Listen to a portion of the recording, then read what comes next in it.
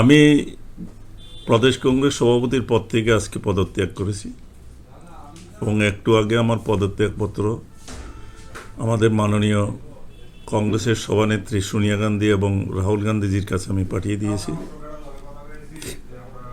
এটা ঠিকই খুবই দুঃখ হয়েছে পদত্যাগ করতে। সোনিয়া গান্ধী আমাকে দায়িত্ব দিয়েছিলেন, সেই জন্য আমি সোনিয়া গান্ধী এবং রাহুল গান্ধী দুজনের কাছে আমি আন্তরিকভাবে কৃতজ্ঞ। এবং আমার সঙ্গে যখনই সোনিয়া গান্ধীর দেখা হয়েছিল উনি আমাকে সব রকমের সহযোগিতা করেছেন, কিন্তু আলটিমেটলি আজকে 17-18 মাস হয়ে গেছে, একটা এডিসি ইলেকশনও গেছে।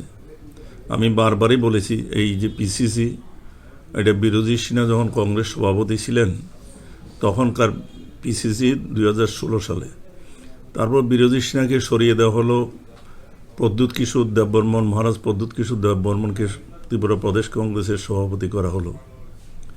তারপর প্রদ্যুৎ কিশোর দেববর্মনও চেয়েছিলেন সংগঠনের পিসিসি এবং শাখা সংগঠনগুলিকে রিকনস্টিটিউট করার জন্য, উনিও করতে পারেননি, যার ফলে এগুলি নিয়ে ওনার সঙ্গে মতানৈক্য হলো, উনি দল ছেড়ে দিলেন।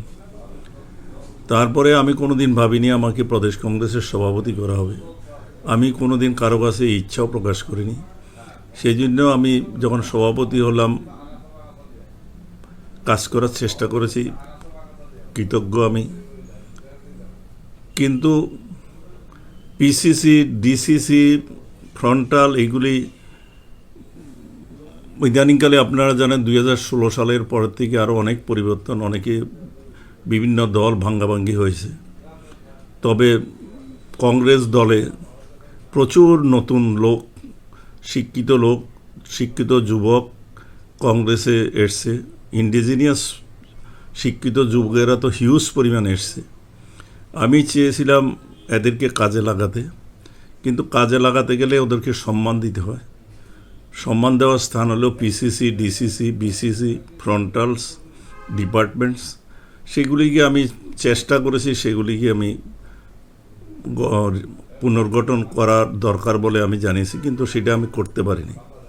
তারপরে ধরুন প্রদেশ কংগ্রেস সভাপতি চালাতে গেলে যাদের থেকে সহযোগিতা পাওয়ার কথা সেরকম অনেকের কাছ থেকে আমি কোনো সহযোগিতা পাইনি, বরঞ্চ আমি চাইলেও আমি তাদেরকে আনতে পারিনি কাজে। এই যে সব কিছু মিলিয়ে একটা নন কোঅপারেশন, একটা বেগম একজন সভাপতির পক্ষে যত সদিচ্ছাই থাকুক, যত চেষ্টাই করুক, সেইখানে যদি তার শক্তিশালী পিসিসি, শক্তিশালী ডিসিসি, শক্তিশালী ফ্রন্টালস ডিপার্টমেন্ট না থাকে, তাহলে এ রাজ্যের একটা regimental party, cadre based party like CPM এবং ওদের বিরুদ্ধে লড়াই করা খুব কঠিন। তো আমি এতদিন অনেক আগের থেকে আমি চিন্তা করছিলাম যে আমার ছেড়ে দেওয়াই ভালো, যেহেতু আমি এক্সপেক্টেড রেজাল্টটা দিতে পারছি না। না দেওয়ার কারণ আমি তো আপনাদের বললাম।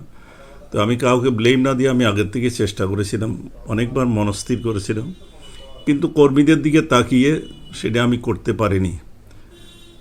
আজকে ফাইনালি আমি করলাম। করার পরে ত্রিপুরা রাজ্যের বহু কংগ্রেস নেতা কর্মীরা শুধু ফোন করছেন, অনেকে কান্নাকাটিও করছেন। ওদেরকে আমি সান্ত্বনা দিয়েছি, ব্যক্তিগতভাবে আমি ওদেরকে বলেছি যে তোমরা জানো আমি চেষ্টা করেছি, কিন্তু আমি পারিনি, ওদের আমি রিজাইন করছি এবং আমি for the time being active politics থেকেও রিটায়ার করছি। আমি আমার প্রফেশনে ফিরে যাচ্ছি, যেটা আমার ওকালতি।